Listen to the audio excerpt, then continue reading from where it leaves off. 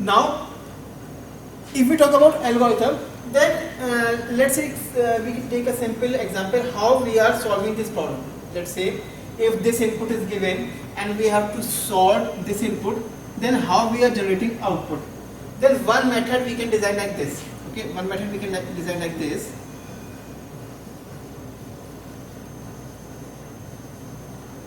The method is like that. Let's say if we have to sort this number in this particular array, let's say the one technique which we can design for sorting is like that. Let's say first we find the smallest element of this array. The smallest of these elements we find, let's say the smallest element in this array is 26. Then put that element in the first empty space available in the output array. Then 26 will be sorted here and just remove 26 from here. Okay. Now one element is sorted.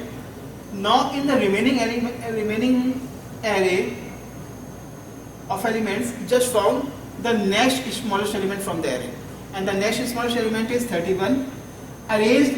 Put that element in the next empty location, next very first empty location which we are getting, and put it there only. In this way, the second element is sorted and remove this element from this position. Okay. Now there are 4 elements are remaining. Then find from left to right, we will find the next smallest element which is 41. Put in the next empty location and remove from here. Then next find the next smallest element which is again 41. Put it here and remove from here. Again similar way working. Next element will be sorted is 58 and next element which will be sorted is 59. This is the one way in which we are, in each iteration we are finding the smallest element from the array A and substituting that element in the output array in the empty, very initially empty locations which we are getting, in these positions which we are inputting. Okay. Thus we can say these elements are sorted. Now if we describe this algorithm in simple terms, we can write like this. Okay, we can write like this. Now if we write a simple algorithm in English phrase for this, we can write that what we are doing, the first step which we are doing is, if you notice in the algorithm, we are selecting the smallest element from the array. We are selecting the smallest element from array A. Okay.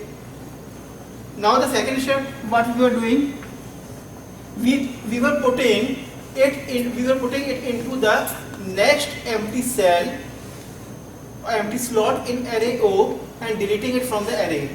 What we were doing, putting it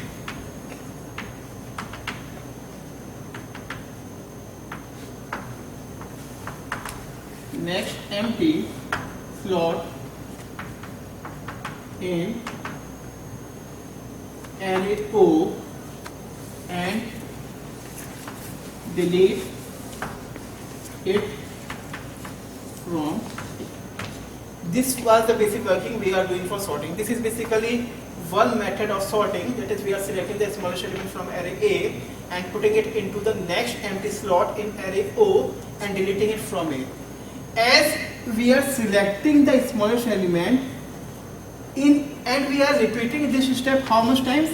If the size of array is from 1 to n elements, if the size of array is from 1 to n elements, then we are repeating these steps up to n times. We are repeating these steps for n times for its working, and the result we get the desired output we are getting. Okay, as here in each step we are selecting the smallest element from the array A, hence this type of sorting technique is basically known as the selection sort. Okay, this is basically known as the selection sort. Okay, now one thing we come to notice that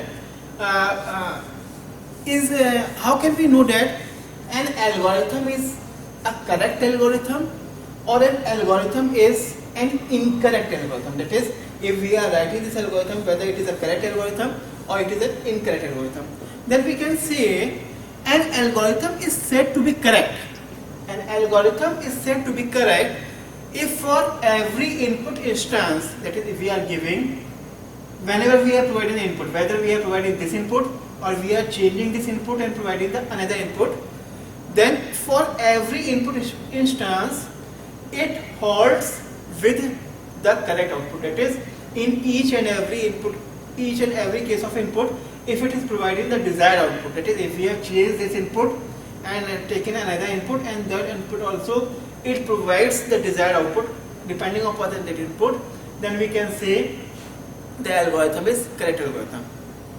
We say that a correct algorithm solves the given computational problem.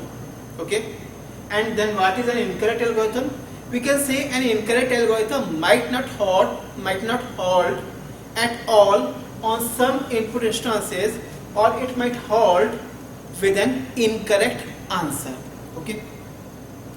Now coming to what are the properties of algorithm. Okay. This is basically, you see, a simple algorithm, not in an exact way we have written, but it is like a simple algorithm. A layman can also understand it, what we are doing. Now we come to what are basically the properties of algorithm.